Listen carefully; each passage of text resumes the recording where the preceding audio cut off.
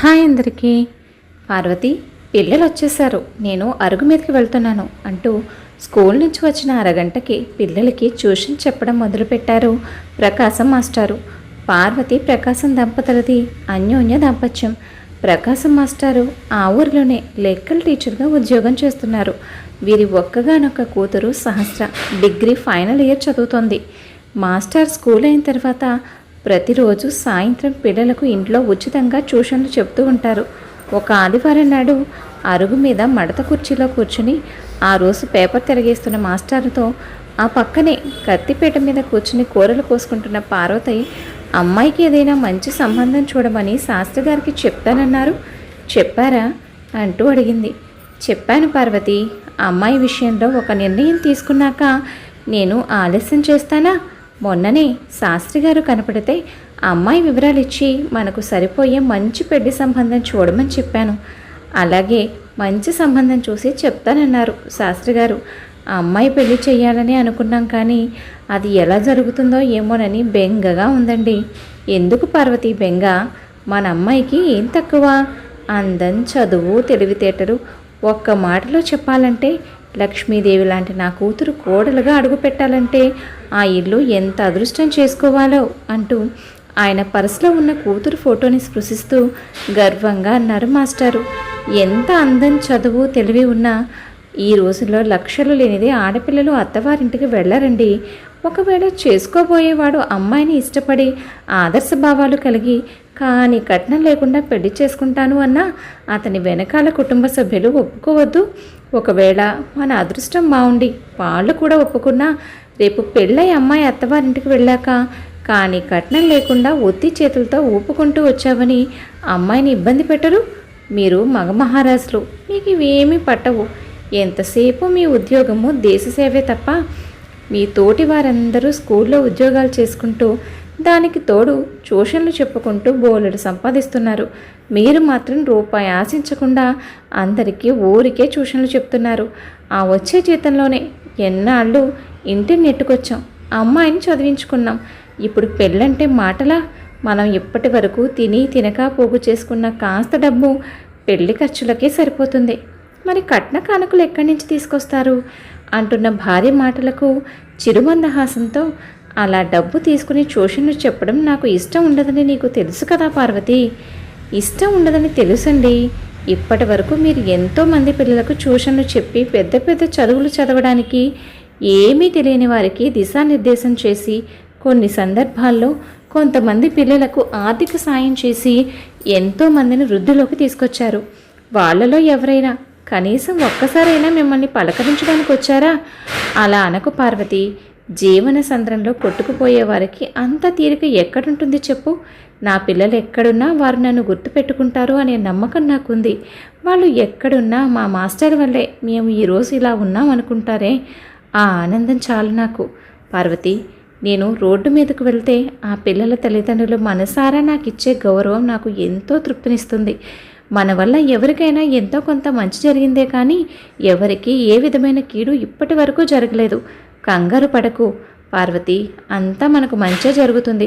నారు పోసినవాడే నీరు పోస్తాడు అనేంతలో ఫోన్ మోగింది. హలో శాస్త్రి గారా, చెప్పండి. అలాగా, అలాగేనండి, మంచిది, సరేనంటూ ఫోన్ పెట్టేశారు మాస్టారు.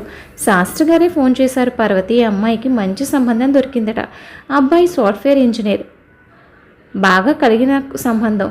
ఈ సంబంధం కుదిరితే మన అమ్మాయి అంత అదృష్టవంతురాలు మనకు ఉండరు అంటున్నారు శాస్త్రి గారు.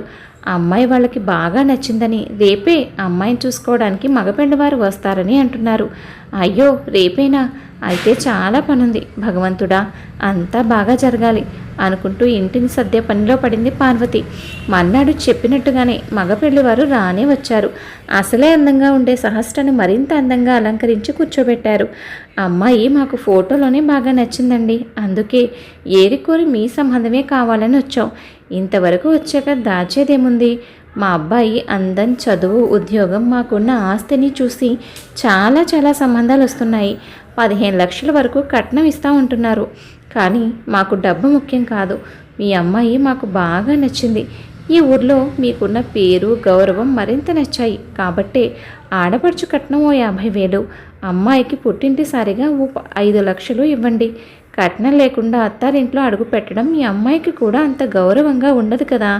ఆ మాత్రం కట్నం కూడా లేకుండా ఊరికే పెళ్లి చేసుకుంటే అబ్బాయిలో ఏదో లోపం ఉన్నట్టుంది, అందుకే కట్నం లేకుండా చేసుకున్నారు అని జనాలు చెవులు కొరుక్కుంటారు అంటున్న పెళ్ళికొడుకు తండ్రి మాటలకు మాస్టారు కలక చేసుకుని, మీరేమీ తప్పుగా అడగలేదండి. మీరన్నట్టు ఆడపడుచు కట్నం 50,000 ఇచ్చి పెళ్ళి మీ స్థాయికి తగినట్టు ఘనంగా జరిపిస్తాను. కానీ కట్నం అని అనేసరికి పెళ్ళికొడుకు తండ్రి అందుకొని, మాస్టారు మీరు అనుకుంటే 5 లక్షలు పెద్ద మొత్తం ఏమీ కాదు. ఈ ఊర్లో మీకున్న పేరు ప్రతిష్టలు అలాంటివి. కంగారు ఏమీ లేదు, నెల రోజులు టైం ఇస్తాను, బాగా ఆలోచించుకొని చెప్పండి, వస్తాము అంటూ మగ పెళ్లివారు బయలుదేరి వెళ్ళిపోయారు. పెళ్లివారు వచ్చి వెళ్ళిన దగ్గర నుంచి పార్వతి కన్నా మాస్టర్ ఎక్కువగా ఆలోచనలో పడ్డారు. ఆయన బాధను అర్థం చేసుకున్న పార్వతి, పోనీలండి, ఏదో మంచి సంబంధం అన్నారని అమ్మాయి సుఖపడుతుందని ఆశపడ్డాం, కానీ వాళ్ళ స్థాయికి మనం సరిపోమని తెలిసిందిగా, ఇక దాని తలరాతి ఎలా రాసుంటే అలా జరుగుతుంది. మీరు అనవసరంగా ఆలోచించి మనసు పాడు చేసుకోకండి. ఎంత వద్దనుకున్నా ఆలోచించకుండా ఉండలేకపోతున్నాను పార్వతి. మంచి సంబంధం, పైగా ఆయన ఏమీ తప్పుగా అడగలేదు. డబ్బు మొత్తం మన అమ్మాయి పేరు మీదే పెట్టమంటున్నారు. ఇంత మంచి సంబంధం మళ్ళీ మళ్ళీ రమ్మంటే రాదు కదా. నా చేతకానితనం వల్లే ఈ సంబంధం చేజారిపోయేట్టుంది. ఇన్నాళ్ళు నువ్వు చెప్తుంటే ఏమో అనుకున్నాను, కానీ పోనీ నాకు ఒక ఆలోచన వచ్చిందండి. ఏమిటి పార్వతి? ఎవరినైనా అప్పడిగితే? ఏం మాట్లాడుతున్నా నువ్వు? మనం తీర్చలేము అని తెలిసినప్పుడు అప్పు చేయడం ఎందుకు? అయినా నీకు తెలియదా, ఇంతవరకు నేను ఎవరిని దేహి అని అడగలేదు. సరేలేండి, ఇక ఈ విషయం గురించి ఆలోచించడం వదిలేయండి అంటూ పనిలో పడింది పార్వతి. కూతురు పెళ్లి విషయంలో దిగులు మాస్టర్ గారిని 2 రోజులు లేవకుండా చేసింది. సంగతి తెలిసి అక్కడికి వచ్చిన ఆర్ఎంపీ డాక్టర్ మాస్టర్ గారికి ఇంజెక్షన్ చేసి మందులిస్తూ, విషయం తెలిసిందండి, అందరికీ చెప్పే మీరే ఇలా దిగులు పడిపోతే ఎలా మాస్టారు? మీరు తలుచుకుంటే 5 లక్షలు పెద్ద మొత్తం కానే కాదు. ఈ ఊర్లో మీ సాయం వల్ల జీవితంలో ఓ స్థాయిలో నిలబడిన పిల్లలు, వాళ్ళు నిలబెట్టిన కుటుంబాలు ఎన్నో ఉన్నాయి.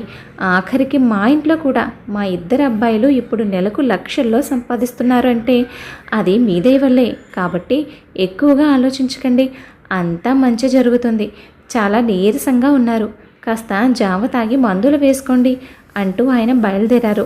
2 రోజుల తర్వాత మాస్టర్ ఇంటి తలుపు కొట్టిన శబ్దం చూసేసరికి ఆయన దగ్గర చదువుకున్న విద్యార్థులు చాలామంది కలిసొచ్చారు. అందరినీ అలా ఒక్కసారిగా చూసేసరికి ప్రకాశం దంపతులు చాలా సంతోషించారు. అందరూ ఆ దంపతుల ఆశీర్వాదం తీసుకున్నారు. మాస్టారు అందరినీ పేరు పేరున పలకరించి అందరి గురించి వివరాలు అడిగి తెలుసుకున్నారు. మీ దయ వల్లే ఈరోజు మేము ఇలా ఉన్నాం మాస్టారు అని అందరూ కలిసి ఒక్క మాటగా చెప్పారు. నాదే ఉంది బాబో, నాకు చేతనైన విద్య మీకు నేర్పాను. మీరంతా నా మాట విని కష్టపడి స్వయం కృషితో ఇంతవరకు వచ్చారు అంటూ ఆనందంగా అన్నారు మాస్టారు. ఇంతలో విద్యార్థులంతా కలిసి, మన సహస్ర పెళ్లి విషయం తెలిసింది మాస్టారు అంటూ అందరూ అన్ని కవర్లు ఆయన చేతిలో పెట్టారు. ఏమిటి బాబు ఇది? నేను మీ నుంచి ఇలాంటిది ఏది ఆశించి మీకు చదువు చెప్పలేదు. అలా కాదు మాస్టారు, మీ దయ వల్లే ఈరోజు మేము ఎదుటివారికి ఎంతో కొంత సాయం చేయగలిగే స్థితిలో ఉన్నాం. మీరే చెప్పేవారు కదా, మనకున్న దాంట్లో కొంత ఎదుటివారికి సాయం చేయాలి అని. అయినా ఇప్పుడు మేము చేస్తుంది సాయం కూడా కాదు మాస్టారు, చిన్న గురుదక్షిణ. ఆ రోజు ఇచ్చే స్థితిలో మేము లేము, కానీ ఈరోజు మీ వల్లే కదా ఇదంతా. మీరు కాదనకుండా దీన్ని స్వీకరించి సహస్ర పెళ్లిని ఘనంగా జరిపించాలని మా అందరి కోరిక. కాదనకండి మాస్టారు అంటూ అందరూ ముక్తకంఠంతో మాస్టర్ను చుట్టేసేసరికి వారి అంతటి అభిమానాన్ని ఆయన కాదనలేకపోయారు. వారం రోజుల్లో మాస్టర్ కూతురు సహస్ర పెళ్లి అంగరంగ వైభవంగా జరుగుతుంది. కళ్యాణ మండపంలో పార్వతీ దంపతులను అలా కూర్చోబెట్టి పెళ్లి పనులన్నీ ఆయన విద్యార్థులు, వారి తల్లిదండ్రులు ఎంతో ఆనందంగా పూర్తి చేస్తున్నారు. అదంతా చూస్తూ పట్టలేనంత ఆనందం ఆ దంపతుల కళ్ళలో కనబడుతుంది. అంతలో బియ్యంకుడొచ్చి, నేను చెప్పాను కదా బావుగారు, ఈ ఊర్లో మీకున్న గౌరవం మర్యాదల గురించి అంటూ నవ్వుతూ అన్నారు.